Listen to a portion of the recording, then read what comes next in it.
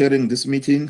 I'm also a member of the regulator responsible for electricity.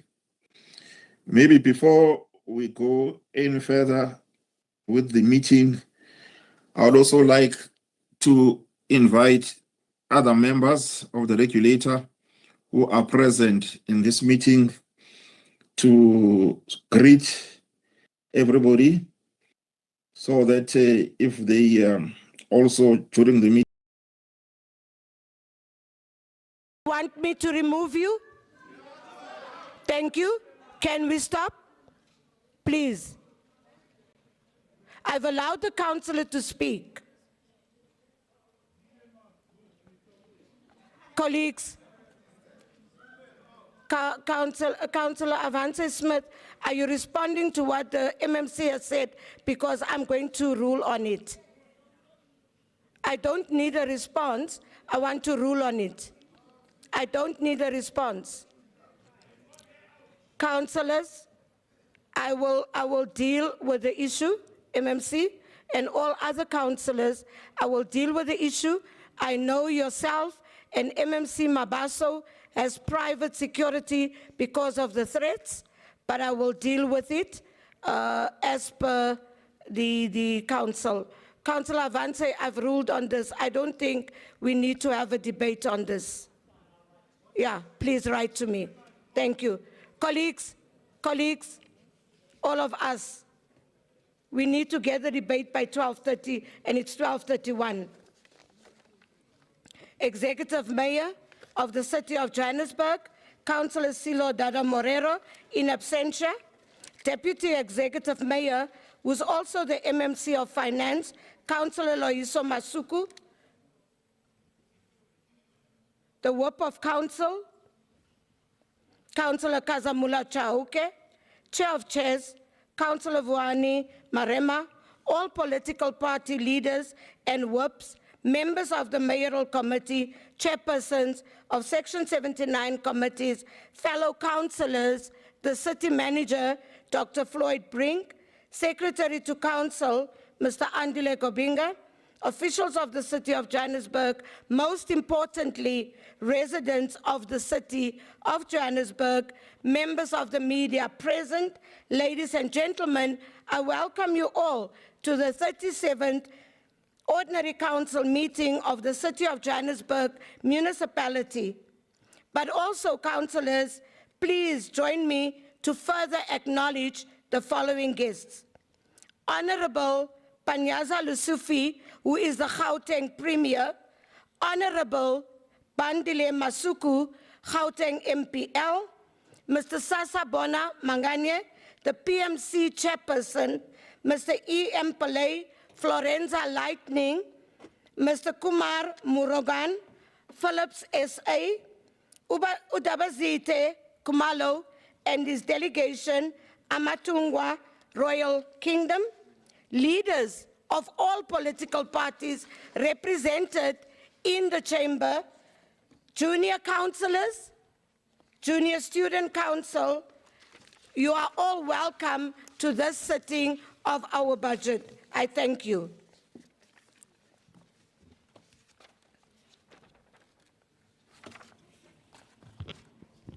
We now proceed with applications for leave of absence. Colleagues, we have the following leave of absence. Councillor R. Harris, a late arrival. Councillor N. Mnisi, family bereavement. We all know that the councillor has lost her mom. Are there any further apologies from political parties? Can I see hands? Well, the DA has 2 hands up. Councillor Masera.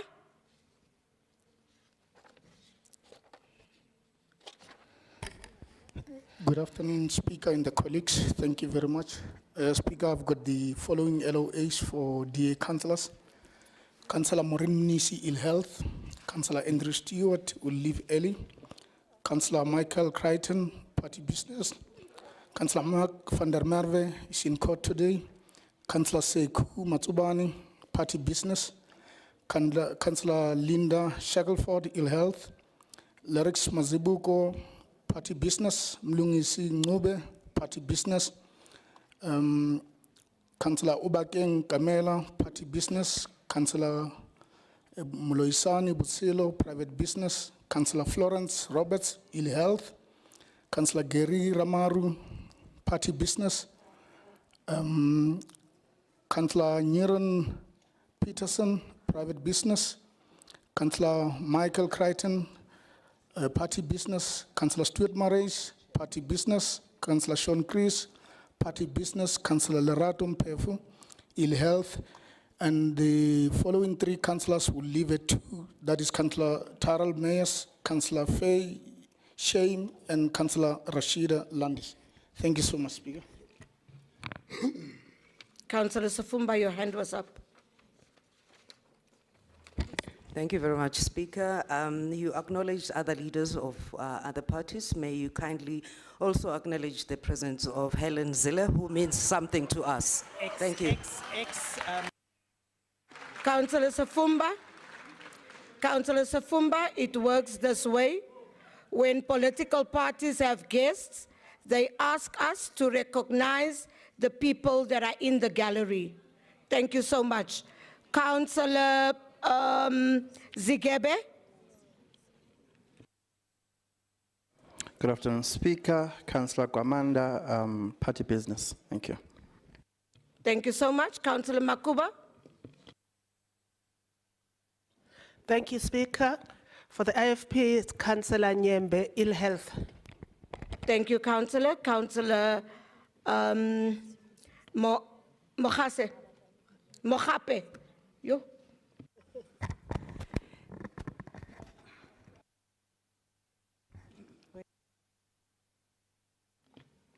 If it's not working, use the other mic. Thank you, Speaker. Good day, councillors. From the EFF, it's MMC Goma, Party Business, Councillor Makafula, Party Business, Ngwenya, Ill Health, Councillor Ramatsubani, Party Business, Councillor Serrani, Private Business, Councillor Mukasi, Family Commitment, Councillor Ntlapo, Ill Health. The following councillors request to leave at 1:30 if we are not finished, Speaker. Councillor Mohape and Councillor Mbambala. Thank you. Thank you, Councillor. Councillor Ndlela. Thank you, Madam Speaker. On the ANC, we have Councillor Mutupi and Councillor Mkaka due to ill health. Thank you. Thank you so much. Councillor Simonse. Good afternoon, Madam Speaker. For the Patriotic Alliance, Councillor Caldine, Family Bereavement, Councillor Ponsonby and Councillor May is running late. Thank you. Thank you, ma'am. Are these apologies noted? Thank you so much. We now proceed to the budget speech.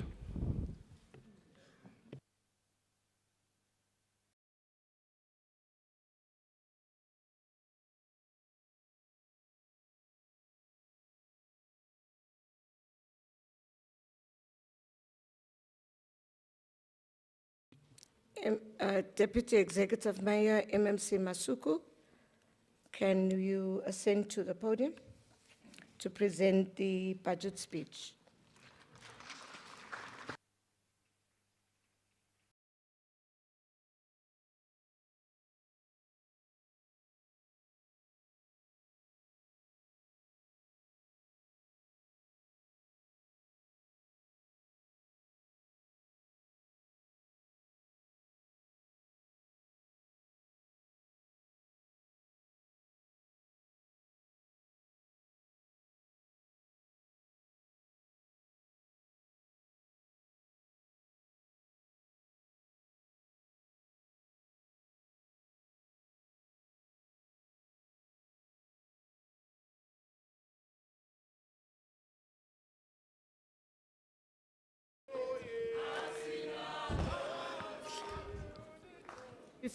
Before you start, Deputy Executive Mayor, I would ask all the caucus leaders to ensure that your members are seated and that we have no disruption.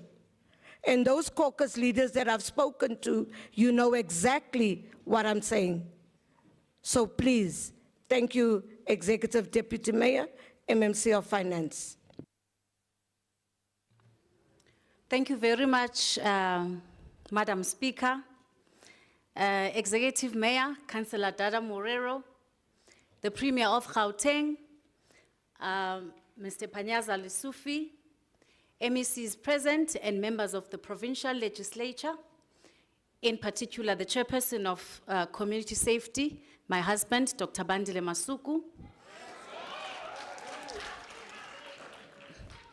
members of the mayoral committee who have had the pleasure to serve with in this term, leaders from SALGA, the chair of chairs, Councillor Adolpha Marema, the whip of council, Kazamula Chauke, chairpersons of committee, fellow councillors, the political management committee chairperson of the ANC-led government of local unity, and regional secretary of the ANC, Comrade Sasabona Manganye, leaders of political party, the city manager, Dr. Floyd Brink, group chief financial officer, Mr. Tebogo Moraka, senior managers and officials of council, business leaders, members of the media, residents of Johannesburg, comrades and compatriots.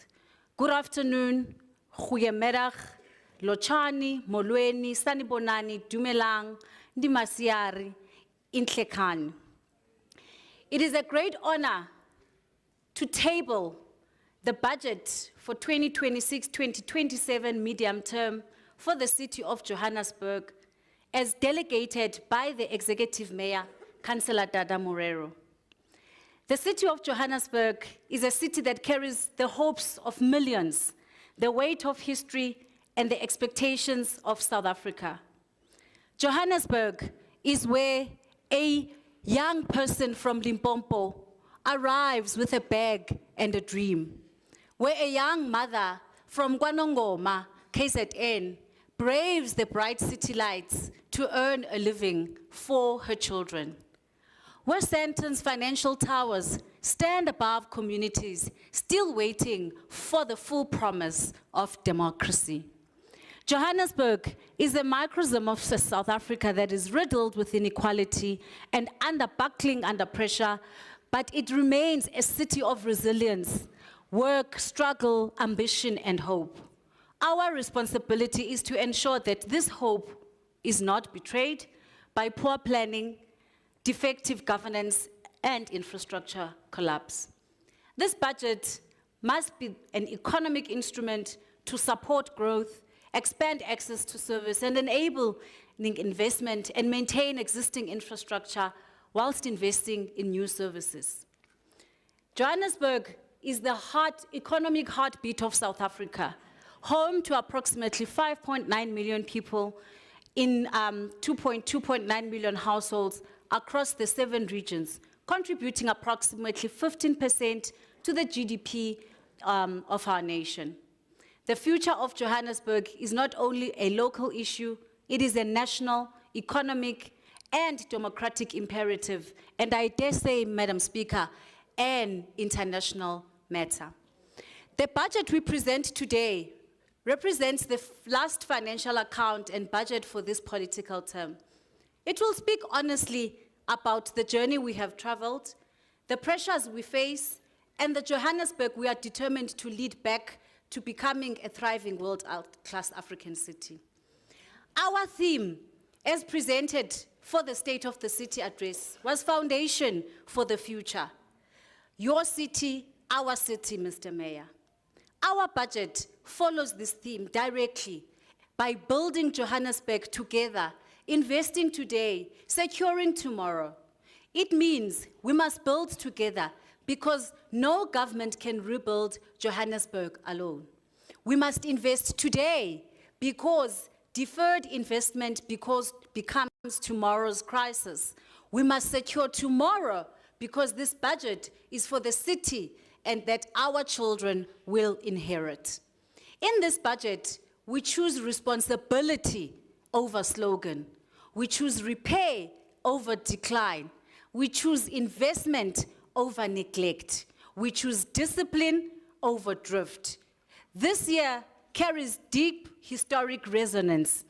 We celebrate the 30th anniversary of our Constitution, the 50th remembrance of the June 1976 student uprising, and the 70th anniversary of the 1956 Women's March, led by Mama Lillian Ngoyi, Mama Sophie Dubrain, Mayor Rahima Musa, Mama Albertina Sisuli, and Mama Helen Joseph. And those were women of fortitude who we must always remember that we must never dare fail. It is because of their sacrifices that South Africans will exercise the democratic right to vote in the upcoming local government elections on the 4th of November. Accordingly, this moment concerns more than figures on a page. It concerns the record we present, the values we uphold, and the future we are determined to build. An honest reflection, Madam Speaker, is what is going to be required in this moment. We must resist the temptation to speak only in victories and equally resist speaking only in crisis. Both would be dishonest. Therefore, where we have erred and felt short, we ask our residents of Johannesburg to forgive us. We recommit to do better and serve with urgency. Where we have made strides to uplifting our communities, we urge you, residents and business and community members, academia, youth, women, faith-based organization, the LGBTQIA+ community, the arts, the sports fraternity, the people with disability, civil society, to continue journeying with us because you attended all the IDP sessions, and today we will present a reflection of your submissions in the IDP processes. Johannesburg is not a failed city. It is a city under pressure. Service coverage remains significant. 99.3% of residents have access to water. 96% enjoy access to dignified sanitation. 92% have access to electricity, and 87% are serviced by our refuse removal services. These numbers reflect the deliberate efforts, and I repeat, these numbers reflect the deliberate efforts of successive ANC administrations since 1996 to improve the lives of residents and expand services in an inclusive and transformative way. They reflect the successful, equitable allocation of resources and commitment to transform and human dignity. They also tell us that our task is to protect, maintain, and modernize the foundation. Ours is to guarantee reliable and efficient delivery of services. A household may be connected to water, but if pipes repeatedly burst, dignity is interrupted. A home connected to electricity still suffers if the network is unstable. A road still exists even when potholes are dangerous, but the infrastructure must be maintained and fixed. Revenue collection and institutional reform are therefore at the center of this budget. We built this foundation with the intention and commitment. Now our task is to protect what we've built, repair what has been worn out, and invest further in what our people deserve. The difficult truth is that Johannesburg's combined backlog is estimated at over 220 billion. Non-revenue water losses stand at 44.7% and electricity losses at 27%. No honest budget speech can avoid these facts.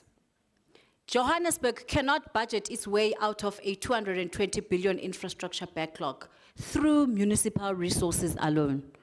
We must fund what is urgent, protect what is essential, leverage what is possible, and partner where our own resources fall short. For us to achieve this, the above, we must be able to manage every cent diligently and ensure accountability across all levels. We must exercise in word and in practice a zero tolerance on corruption and maladministration, as clearly articulated by the Executive Mayor in the State of the City address.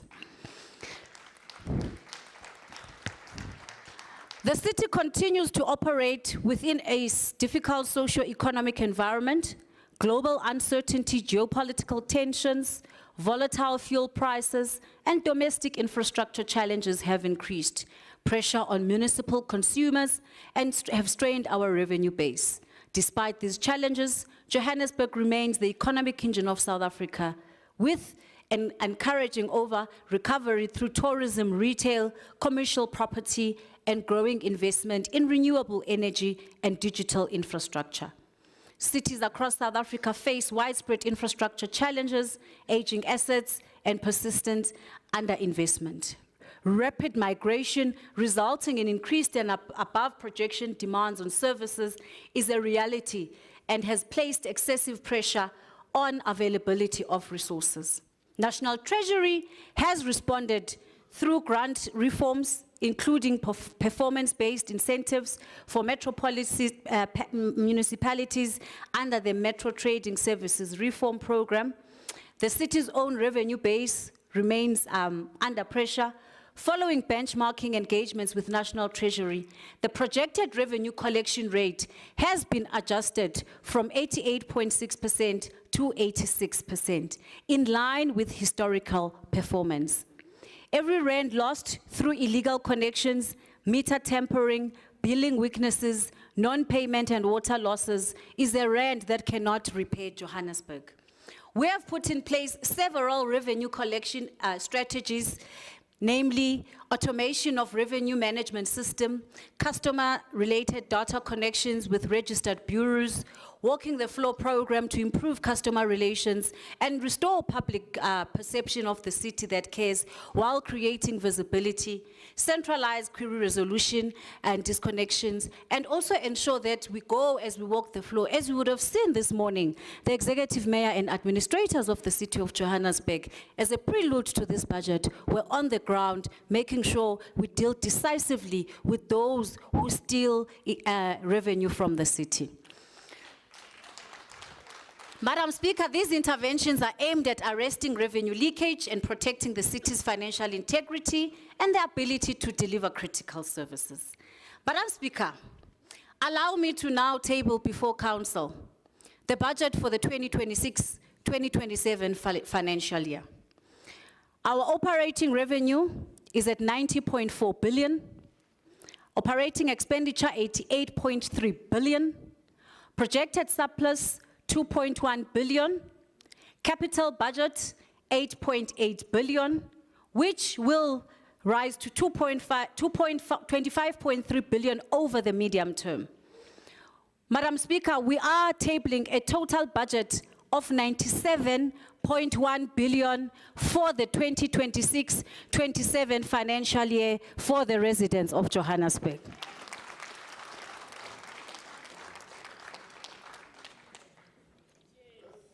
Our key revenue drivers are electricity at 27.8 billion, water and wastewater 21.5 billion, property rates 18.8 billion, and refuse removal 3.6 billion. Every rand in this budget reflects our commitment to building Johannesburg together, investing today, securing tomorrow.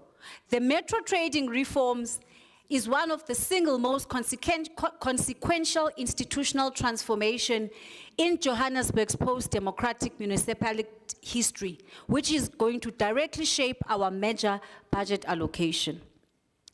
These reforms are necessary because we have diagnosed, and the diagnosis is clear. Johannesburg's three core trading services, which is electricity, which we know it's under City Power, water and sanitation under Joburg Water, and waste management under Pick It Up, have been weakened by split accountability, declining revenue collection, insufficient capital investment, governance failures, and the non-revenue water losses, which exceed 40%, which I spoke about earlier. Electricity distribution losses stand at 27%, and the combination infrastructure renewal backlog across Joburg Water, City Power, Joburg Road Agency exceeds 185 billion.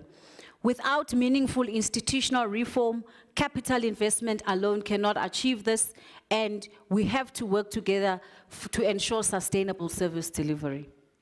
The Metro Trading Services reform were developed in collaboration with National Treasury and were formally launched through a turnaround strategy which was approved by the City of Johannesburg Council on the 31st of July 2024. It addresses 5 conditions: the single point management accountability, revenue optimization and financial turnaround, institutional and governance reforms, increasing infrastructure investment through new financing mechanisms, including the financing incentive grant, which is up to 54 billion in grant for over 6 years for the 8 metropolitan municipalities that demonstrate reform, and performance-based incentives tied to a performance improvement action plan. The Metro Trading Services reform has direct and specific implications for this particular budget. Ring-fencing of trading services revenue is progressively required, changing the city's cross-subsidization model. Loan-funded capital projects must demonstrate improved revenue generation or reduced operational losses. National Treasury has made available up to 27.7 billion in performance-linked incentive grants over the medium term, with potential to unlock over 100 billion in combined infrastructure investment. But these grants are contingent on demonstration of reform, not merely on submission. Madam Speaker, tariff setting is one of the most consequential decisions that any council can take. Our policy is premised on 3 principles: affordability for residents, competitiveness, and investment destination and cost recovery sufficient to maintain infrastructure. Set tariffs that are too low cannot sustain infrastructure. If we set them too high, the residents cannot afford the services. Then non-payment rises and the revenue base then ends up collapsing. Getting this balance right is the discipline of responsible municipal finance. Madam Speaker, we do not take tariffs lightly, but neither have we forgotten that we have the most vulnerable. The first 300,000 of residential property value remains exempt from rates. Pensioners whose gross monthly household income is lower than 13.519 and the property value up to 1.5 million, they receive 100% rebate. Every household receives the first 6 kiloliters of water free of charge. Indigent households of the expanded social package receive 15 kiloliters of water and 50 kiloliters hours of free electricity each month. More than 145,000 households are now registered on the expanded social package, up to 124,000 in 2015. This is a demonstration of a caring ANC-led government of local unity.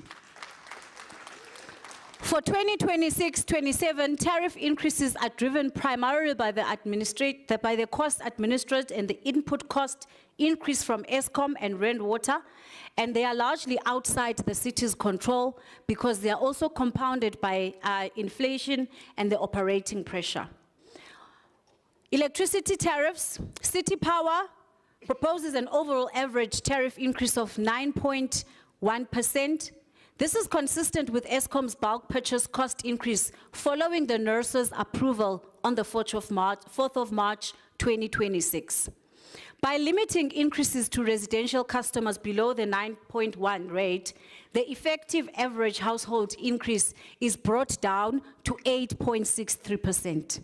City Power's cost of supply study confirms that reducing energy losses from approximately 27% to 15% would alone generate an additional revenue of up to 3.5 billion without further tariff increase. This is why the Trading Services Reforms Program I spoke about earlier is central to the City Power's financial sustainability. On affordability, the residential prepaid low tariff for registered indigent customers remains exempt from services and the network capacity charges. City Power's average indigent tariff at 350 kilowatts per hour per month is lower than Eskom.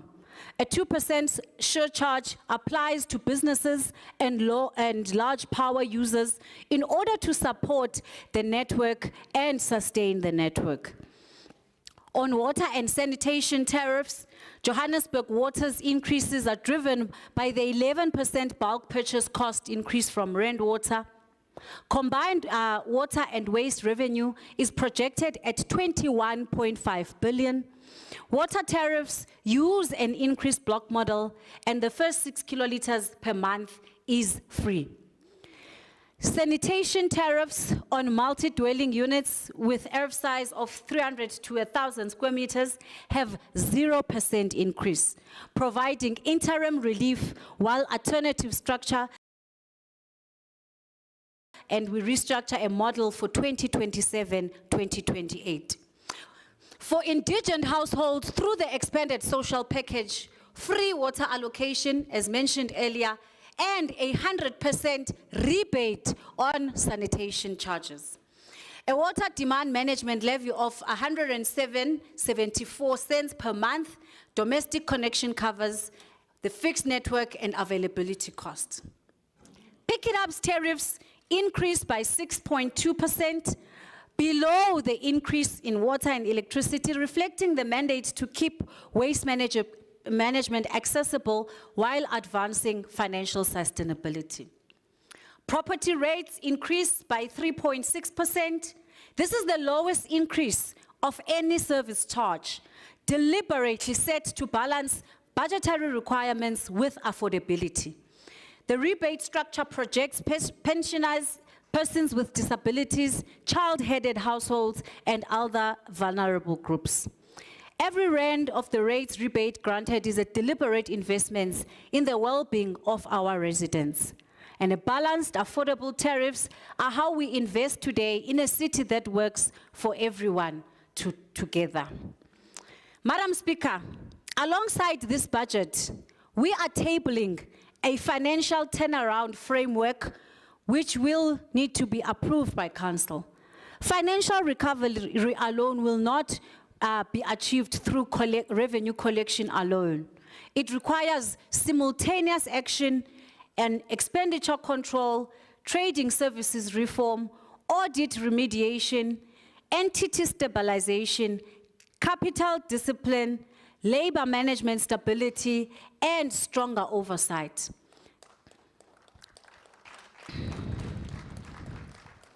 The framework is organized around 6 pillars: financial recovery, revenue enhancement, expenditure containment, creditor and liquidity reform, governance and compliance, and labor stability. The framework is supported by the hybrid model of sweeping arrangements reform and a phased revenue sharing agreement commencing with Joburg Water on the 1st of July 2026. The immediate test is implementation discipline. Johannesburg has significant plans and diagnostic reports. The problem is not the absence of plans, but the persistent failure to convert them into measurable outcomes. The city manager, as the accounting officer, in terms of the Municipal Systems Act and Finance Management Act, must and should assist in leading an integrated implementation model and align departments and entities' service delivery priorities through measurable outcomes, monthly reporting with the CEOs, MDs, and all department heads implementing in their respective areas. It is of no use if we continue to have the plans and work, but then the implementation falls short.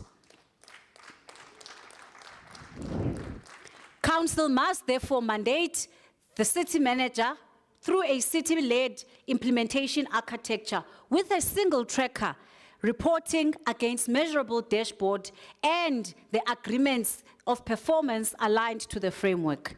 Council must continue to support efforts by the Gauteng provincial government, COCTA turnaround strategy, which was launched by the Gauteng Premier, overseen by MEC Mamambulo, as it complements the financial turnaround framework we are tabling today.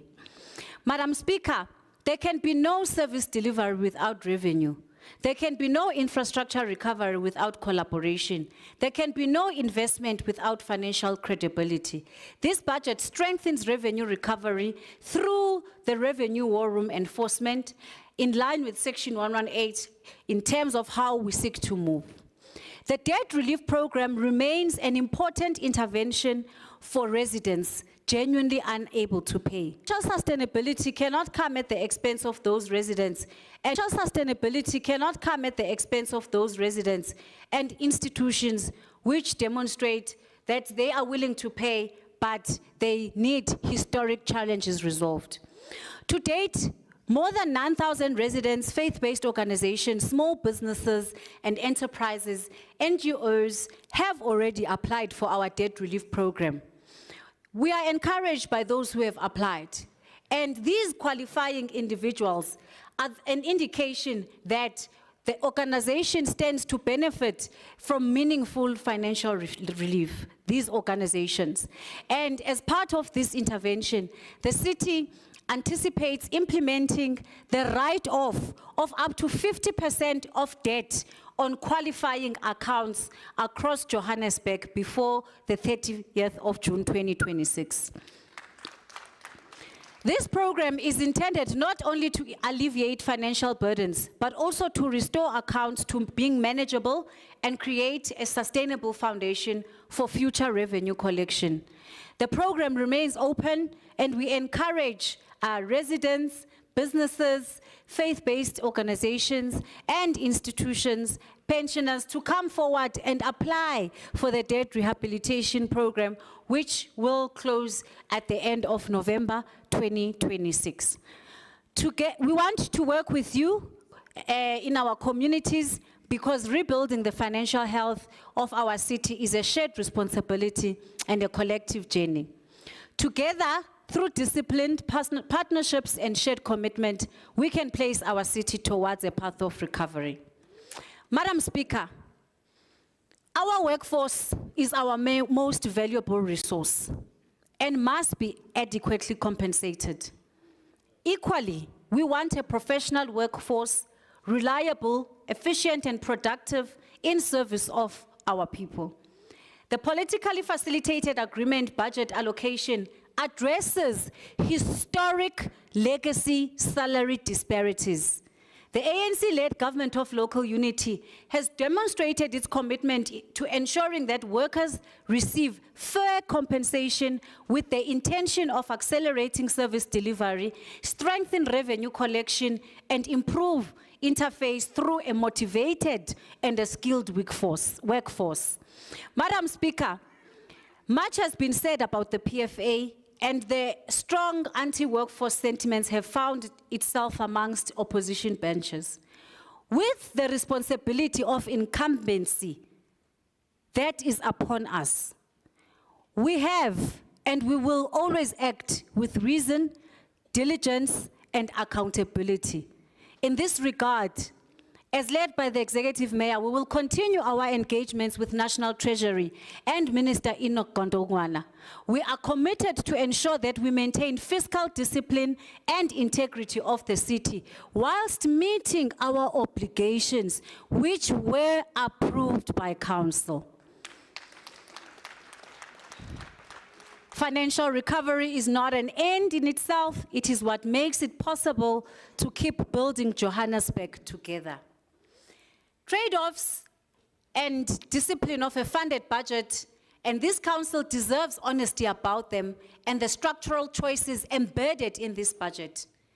Madam Speaker, not every request can be possibly funded. Not every political priority can be accommodated. And I want to name the key trade-offs plainly. Conditionality versus political priority projects. The capital program draws approximately 5 billion national conditional grants. the Urban Settlements Development Grant, Public Transport Network Grant, Urban Development Financing Grant, Urban Informal Settlement Partnership. Each of these, they are ring-fenced for specific purposes. And this is the discipline and the understanding to ensure that when something is ring-fenced, it is utilized specifically for that. They cannot be redirected to any other function at an infrastructure ward level. Where community requests fall outside grant definitions, projects can only be funded from the city's own cash or borrowing, both severely constrained with the cash cost coverage ratio of only 9.8 days against a benchmark of 30 to 90 days. The rule is simple. Every capital commitment must have a named, available, and compliant funding source before it can enter the program. Trade-off 2 is the loans that we have, which account to 3.5 billion, which is 39.9% of the capital budget. Every rand borrowed must be serviced from operating revenue. Interest and loans redemption represent approximately 7% of the total operating expenditure within the acceptable benchmark, but only if our borrowing remains disciplined. Under the Metro Trading Services reform, loan-funded projects in trading services areas must demonstrate improved revenue generation or reduced operational losses. Trade-off 3, ring-fencing versus cross-subsidization. For years, trading service surpluses have cross-subsidized roads, public safety, administration, and entity subsidies. The Metro Trading Services reform progressively requires that we end this model. Non-trading functions must increasingly be funded from property rates, the equitable share, and our own source of revenue. This structural shift intensifies in this medium-term period. The deliberate decision to protect and grow the sustainable service cluster allocation by 9.7% is precisely to stabilize the revenue base on which all other services depend. The last trade-off being Eskom and Rand Water creditor settlements, which impose a capital direct constraint on new capital. Every rand collected to creditor repayments is unavailable for new infrastructure. This is the right trade-off. Unresolved obligations would damage the city's credit standing, risk supply interruptions, and undermine investor confidence. Some communities may not see new capital investments now because the city is honoring obligations that protect the system that serve them daily.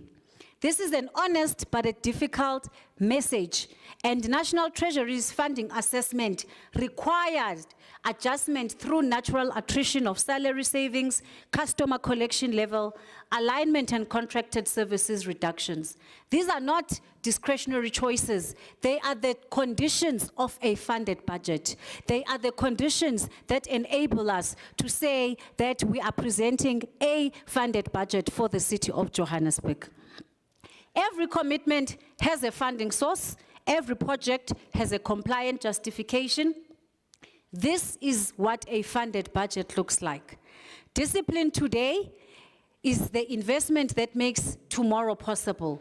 This is how we build Johannesburg together.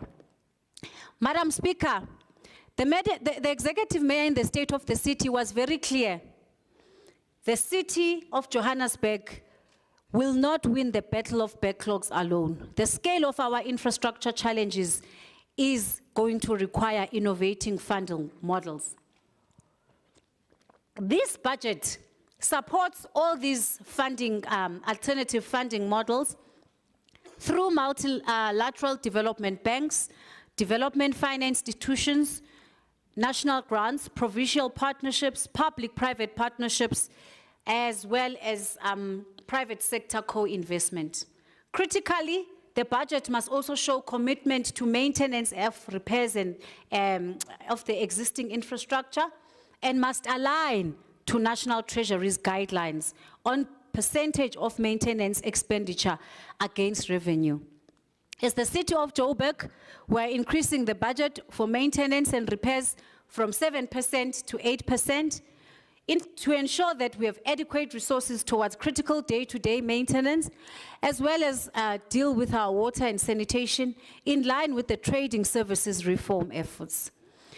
In the State of the City address, the Executive Mayor recorded 26.6 billion in investment that was attracted and approximately 2 billion in economic activity from the international events, including the U20 and G20 on the African continent, which was hosted under his leadership. And this is a demonstration that Johannesburg is open for tourism. This includes 27 billion in the foreign direct investments and 5.4 billion Microsoft data center, 7 billion waste to energy partnerships, and the 760 million Midrand bulk water storage facility. These investments show that Johannesburg is still investable.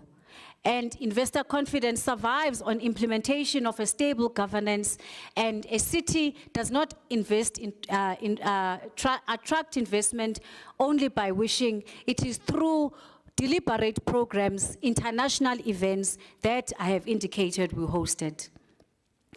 It attracts investments by adhering to the highest standard of good governance and predictability, and lastly, consistent improvements to infrastructure. Every partnership forged is a commitment to investing today so that Johannesburg can thrive tomorrow. The City Power turnaround strategy that I spoke about earlier centers on 5 pillars: infrastructure investment to rehabilitate the distribution network, revenue enhancement and billing accuracy, loss reduction through smart metering, and supervisory control and data acquisition upgrades, diversification of energy mix through solar independent power producers, and small-scale embedded generation, and organizational restructuring and positioning of City Power as an energy services platform. Madam Speaker, the budget allocates approximately 28.3 billion in operating expenditure to City Power, and a capital program of 6.7 billion for the medium term. These resources will support the grid strengthening and strengthen the grid, smart metering, electricity loss reduction, informal settlement electrification, public lighting, and embedded generation and renewable energy projects.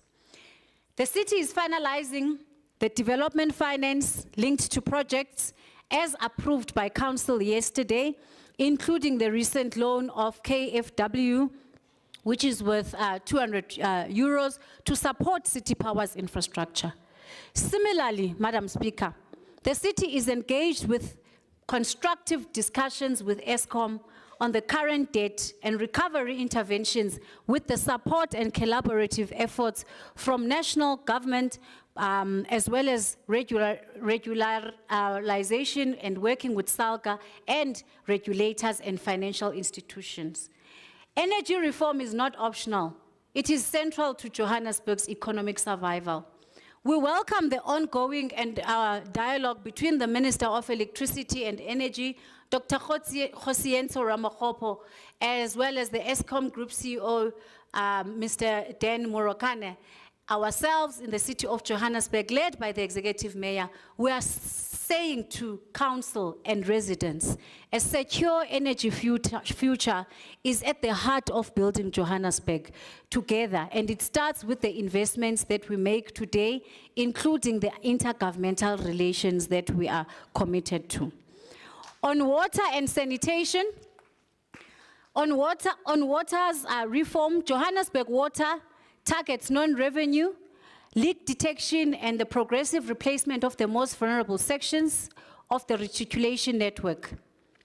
The target for 26-27 is to reduce non-revenue water from 226 to below 185 megaliters per year. Every megaliter saved is a megaliter of expensive rand water bulk purchases. The valve system's capacity constraints is adding urgency Johannesburg cannot afford to lose 40% of treated water while the source system itself is under stress.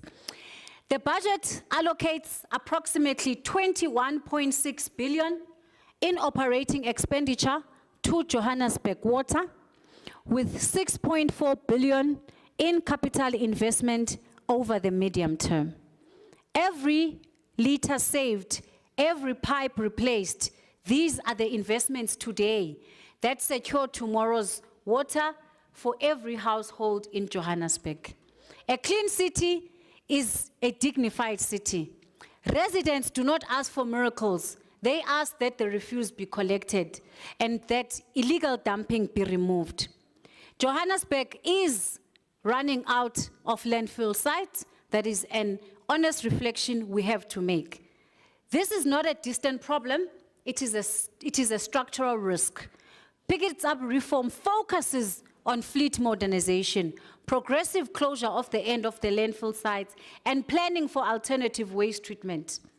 Madam Speaker, the operating expenditure allocated is approximately 5.2 billion, which will support landfill rehabilitation, fleet reliability, waste diversification, as well as illegal dumping removal, as well as leading programs to engage communities and educate them about the importance of a clean city.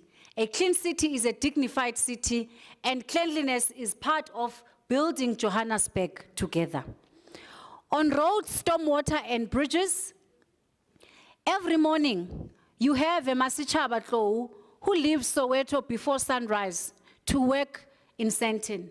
When the traffic lights fail, she pays the price. When the roads deteriorate, she pays the price. The cost is not only money, it is time away from children and the stress before work, and at times lost income.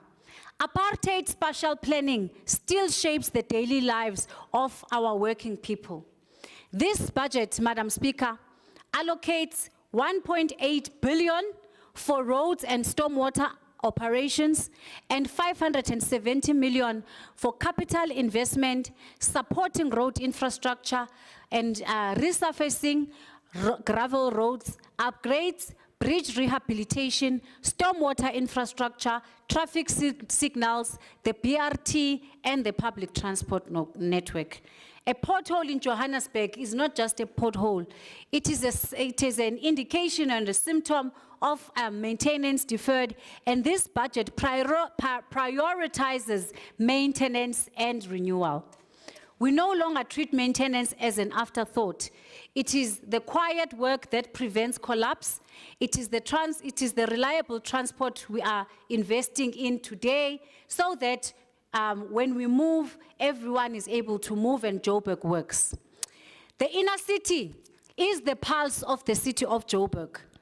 The State of the City address by the Executive Mayor identified a pipeline of inner city projects, which include the inner city gateway, High Court precinct, walkable network, rental flat renewal, Florence House, Hillbrow Hospital, Joubert Park, Joburg Art Gallery, Jack Minster facility, and De Villiers. The inner city spend is distributed across multi-votes towards precinct-based revitalization, public environment upgrades, building rehabilitation, hijacked building interventions, public lighting bylaw enforcement, informal trading, and partnerships with business and civil society. The rehabilitation of the inner city requires a multi-pronged and multidisciplinary approach which encompasses all stakeholders. Township renewal remains equally central. The budget supports the Orange Farm Renewal Program, the Jabulani Precinct upgrades, the Luforeng mixed-use development, the hostel developments, informal settlement upgrades, transit-orientated development, and inclusionary housing.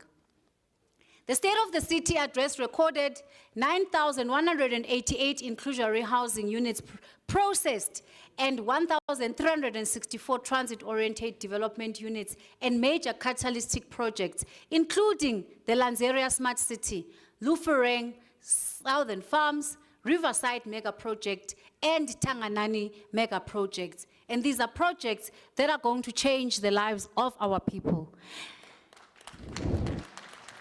The inclusive development of Johannesburg cannot be centered only in the affluent areas. That is why this budget is an inclusive budget that must not only speak about affluent areas, it must be inclusive of Orange Farm, Alexandra, Deep Sloot, Ivory Park, El Dorado Park, Lenasia, Soweto, Ennerdale, Kliptown, Rotherport, Zandspruit, Randburg, and the inner city. This is what an inclusive development and spatial justice requires. And rebuilding our inner cities and our communities and our township is spatial justice, made real, investing today so that all of them can thrive. Madam Speaker, on safety and law enforcement, every evening there is a mother who waits to return home safely. Her expectations are clear. She wants working street lights. She wants a safe park. She wants visible law enforcement, emergency services that respond, public spaces where women and children can move without fear. And this is what they deserve and need from a city of Joburg.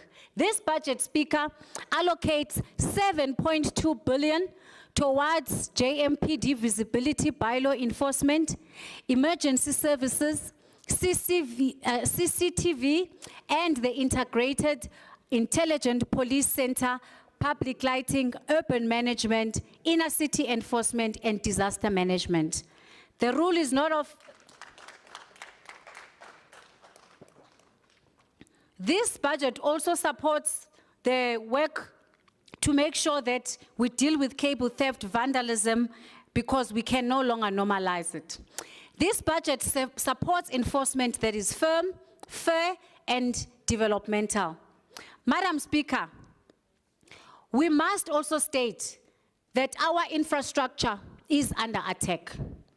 Organized syndicates are destroying millions in infrastructure, targeting traffic signals, electricity transformers, water pumps, pipes, and road rails, and paving on our sidewalks. The scourge of illegal mining in some of our areas on the reef undermines and the structural integrity also is criminality which terrorizes our communities. Our investment in safety and security will immediately deal and arrest these coordinated attacks. We must claw back the significant resources we currently utilize to replace and repair infrastructure damaged, stolen by criminals. And we will continue to urge and work with JMPD to ensure that our central business districts reclaimed from the tentacles of crime and grime, and this budget allocation makes it easy for us to deal with this particular decay. Safety is the foundation on which everything else is built on, and we can only build Johannesburg together when every resident is secure. The true purpose of government is to improve the lives of our people.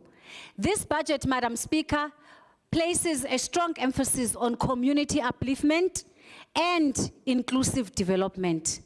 Free basic services for qualifying households, indigent households, informal settlement upgrading, 2,200 additional households connected to the water, and above 3,000 to sanitation. Social housing, above 2,000 units that are going to be constructed, and 4 identified hostels to be upgraded. 2,000 new title deeds to be issued in high-density residential zones. Expanded public works program, which will assist with over 12,000 job opportunities for the 2026-2027 financial year. social development budget of 409 million, supporting women, persons with disabilities, children, LGBTQIA+ community, and the vulnerable groups. Every household uplifted, every job created, no community will be forgotten, and no community will be left behind. On good governance and accountability, and the clean audit that we speak about and live by. Financial recovery cannot succeed without governance reform. Revenue collection without clean administration will fail, and without procurement discipline will falter. Every reform without consequence management will fail. The budget supports stronger governance through improved audit action plans, consequence management, anti-corruption interventions, internal controls, risks management, supply chain discipline, and performance monitoring. Madam Speaker, in quoting the executive mayor, he said, corruption must not be tolerated, and where it occurs, arrests must be made. This must not be a ceremonial statement. It must be an operating principle. This budget is not only about how much money is allocated, it is about whether the money is spent well. Underspending on capital is not a saving. It is delayed service delivery. It is stealing from the downtrodden. Poor procurement planning is not administration, it is, and it must be improved in line with the framework that will require approval tomorrow. This is why the city will strengthen capital expenditure, monitoring of projects, and consequence management, and where delivery fails without justification, all responsible must be brought to book. We will also introduce and institutionalize a culture of interim financial statements, because we want to strengthen good governance, and we appreciate the support that we have received from the Auditor General in working towards ensuring that Johannesburg is in good financial state. The City of Johannesburg budget embeds a cost containment preliminary through workforce discipline and operational risks. Employee costs are managed via a 2.5% natural attrition, and contracted services are held to just 2.4% growth, operational costs to 1.1%. Procurement discipline is enforced through the SCM policy. On the revenue and asset side, the budget treats loss reduction as its most powerful cost and containment lever. City Power targets electricity losses down to 25% of bulk purchases, meter programs and prepaid metering rollouts, tackle non-revenue water and illegal connections, as well as penalties to create both deterrent and cost recovery. Repairs and maintenance are held at 8% of PPE, and 40% plus of capital spending goes to asset renewal. Both National Treasury benchmarks designed to avoid far conciliar emergency and interventions later. Underpinning all of this is an 86% debt collection rate target, active tariff reflection reviews, and a formal treasury structural reform program. Good governance is not optional. This is the foundation and which we are building today and together. Mr. Mayor, it must be mentioned that our city has faced immense challenges. The lack of stability and political ineptitude born out of the 2016 and 2019 calamity of the then Democratic Alliance leadership under the government led by the accidental mayor.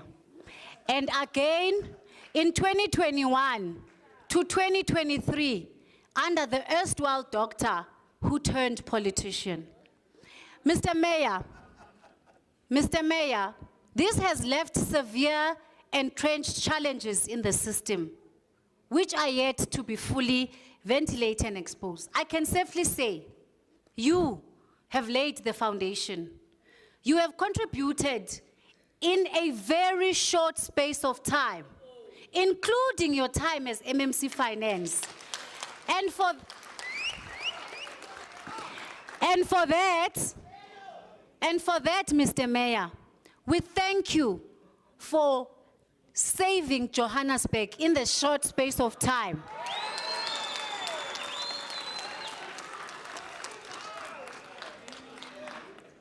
Majoro, may you continue to do the work kukhongotwa ehambayo.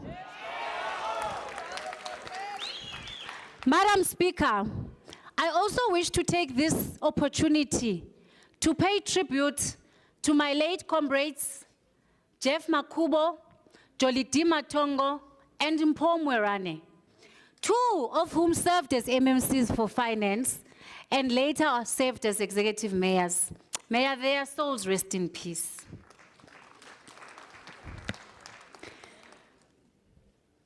These three gentlemen made a significant contribution, which is being continued by the current executive mayor. They made a contribution to shaping the development and advancement of our great city of Joburg in pursuit of retaining Johannesburg as a world-class African city. Coalition governance has brought both opportunities and challenges, and the political contestation has at times produced delays and uncertainty. Yet, the city of Johannesburg continued to function under the ANC-led government of local unity. Clinics have remained open, emergency personnel have remained on duty, workers continue to serve residents. Even so, the era of coalition governance must not divert our focus on long-term planning in favor of short-term party political gains. We must consistently act in ways that show due care for sustainability and growth. The current coalition has made every effort possible against a consistent pushback from the voices of the privileged minorities to ensure we save the people of Johannesburg equitably and with requisite sensitivity to the needs and frustrations and their means. We are a government committed to serving the residents of our city, and we commit, and our actions are informed by our unwavering commitment to justice, redress, and progress. Madam Speaker, in conclusion, this 97.1 budget is about laying a foundation for the future. A future where infrastructure works, where communities are uplifted, where young people can access opportunity, where government is responsive and accountable, where Johannesburg once again stands proudly as a world-class city. The challenges before us remain real, and we did not and have never shied away from them. We have confronted the challenges, yet we continue to do the work amidst all of that. But so too, it is important that we remember that Johannesburg has always been a city of courage, innovation, and a city of possibility. A city that has never been defeated by its difficulties. Through this budget, we commit 8.8 billion in capital investment for the 2026-27 financial year and a 25.3 billion over the medium term. Through this budget, we will protect core services. We will strengthen financial discipline. We will implement the Metro Trading Services reform that will transform our entities to resilient, accountable, and financially sustainable utilities. We will direct 60% of capital to historically marginalized areas. We will set measurable targets and track them publicly. As we approach the local government elections on the 4th of November, we must recommit ourselves to a politics of service rather than division. Residents alone They know what they need to do. Residents want water that is flowing in the taps. They want reservoir builds. And the ANC-led government of local unity has already started on the program of building reservoirs, as you would have seen with the Brixton launch that was done earlier in the month. Madam Speaker, Executive Mayor, when we return after the 2026 local government elections, when we return after the 2026 local government elections in November, we will continue to ensure the stable, compliant, and honestly constructed financial foundation we have laid. Madam Speaker, this is the last budget before our residents return to the polls on the 4th of November 2026. They will be asked to choose between two paths. And the contrast could not be clearer. One path is the path that we offer, defined by stability, investment, fiscal discipline, infrastructure renewal, and opportunities for young people. A path where the ANC-led government of local unity has kept the lights on during the worst period of load shedding. This country has experienced in many years, and we have exceeded over 365 days, where city power, built through working together, is stabilized, where we stabilize Joburg Water, where we turn around the Johannesburg Road Agency, where we expand free basic services. That is the path residents are going to choose. They will not choose the path that is marked by uncertainty, that is marked by collapsing coalitions and service disruptions. They will not choose a path of people who choose to swim instead of confront problems. We have seen that path. We have seen how it undermines service delivery and belittles the genuine needs of our people. That path is a bad path. That will not happen here, provided the residents choose continuity and discipline in the coming elections. We believe that a working class mother in Alexandra or Soweto deserves reliable water. That a young person from Maidutwa, from Tabazimbi, coming here with a bag of dreams deserve a city that works.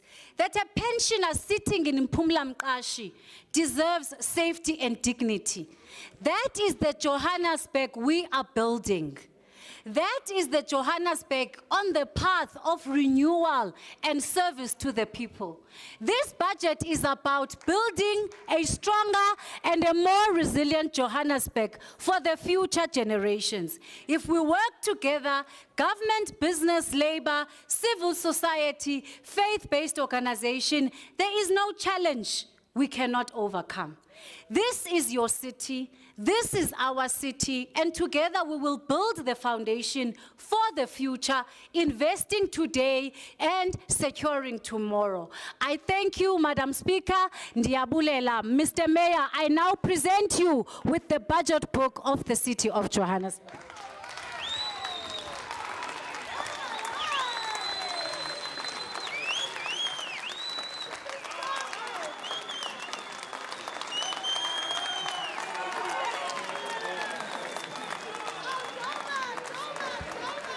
Open it so we can see there's no money inside.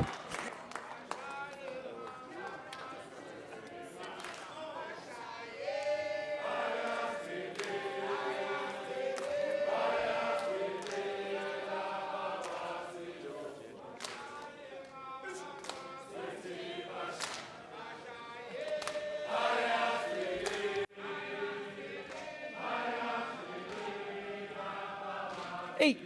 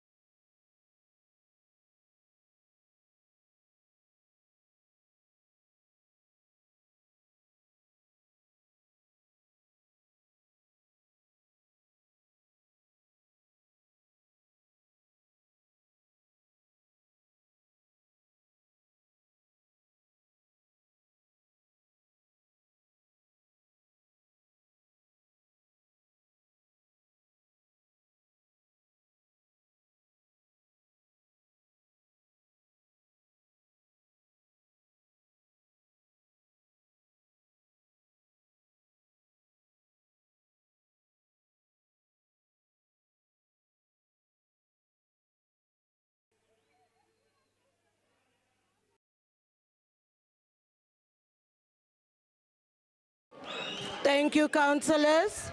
Please don't Thank you, deviate. councillors. Thank you, councillors. Thank you, councillors.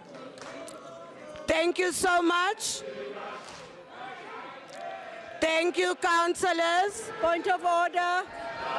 Point of order, Madam Speaker. Can we be seated? Can we be seated? Councillor Belinda, point of order on the singing. Thank you. Madam Speaker, we are not allowed to bring dangerous weapons into this house.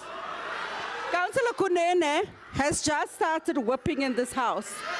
And I want Councillor to remind Belinda. this house, I want to remind this Councillor house, Belinda. the singing is there, but capacity dololo. Councillor Belinda. You can go Colleagues, can I rule? Councillor Belinda. Are all the other men that's sitting on the other side, are they wearing belts? No, councillor. Councillors, no. MMC, I'm not going to give you a chance. I'm not going to give you a chance. Councillor, I'm not giving you, I didn't give you a chance to speak. Colleagues, I'm not sure, but councillors, can we continue? I asked the question if any other man in the room is not wearing a belt. Please, thank you. Colleagues, no, councillors, please. You were so patient with the speech. Councillors, no, Councillor Belinda, you don't do that. I'm going to continue. Councillor, You are biased, Speaker, biased. I'm not biased. Thank you so much, MMC Masuku, who's also the Deputy Executive Mayor, for presenting the city's last budget speech of the political term of office. Councillor, thank you so much once again. But as we usually do, you will all be granted an opportunity to comment on the budget speech and consider the reports tomorrow at 10 o'clock in the council chamber. We have come to the end of